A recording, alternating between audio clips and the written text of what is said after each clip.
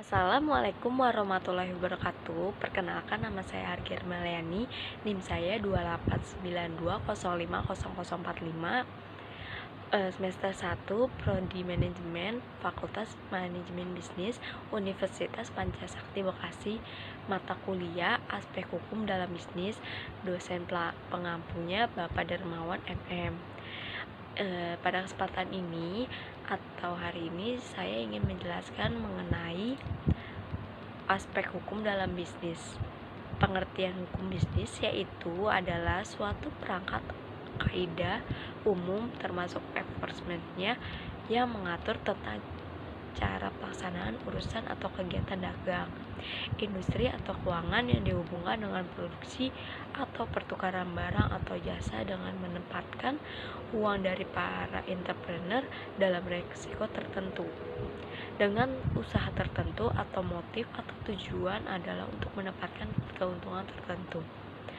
Hukum bisnis juga bisa diartikan sebagai hukum dagang atau hukum perusahaan, tetapi dengan pengertian sangat sempit.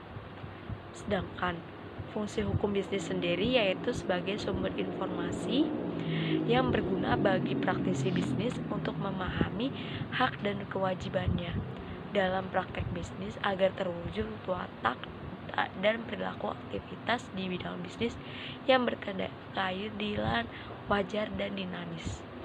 Yang kedua yaitu ruang lingkup hukum bisnis. Terdapat beberapa pendapat dari para ahli mengenai ruang lingkup secara garis besar hukum bisnis tersendiri dari sebagai berikut: kontak bisnis, bentuk-bentuk badan usaha, perusahaan go public, dan pasar modal, jual beli perusahaan, penanaman modal asing, kepilitan dan likuidasi, merger, konsolidasi, dan akuisisi, perkreditan dan pembiayaan jaminan utang, surat-surat berharga, ketenagakerjaan atau pemburuan, hak atas kekayaan, keagenan dan distribusi, asuransi, perpajakan, penyelesaian sengketa bisnis, bisnis internasional, hukuman pengangkatan darat, laut, dan udara. Yang terakhir, manfaat mempelajari ilmu hukum di Fakultas Bisnis. 1.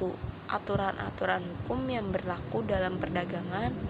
2. Dapat mengetahui dasar-dasar hukum dalam mendirikan sebuah perusahaan. 3. Dapat mengetahui hukum yang berlaku dan dapat menantinya. 4. Untuk memberikan bekal hukum bagi mahasiswa terutama di bidang ekonomi dan dalam kehidupan sehari-hari.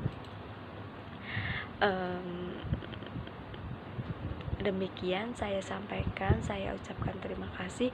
Apabila ada kekurangan mohon dimaafkan. Wabillahi taufiq wal hidayah. Wassalamualaikum warahmatullahi wabarakatuh.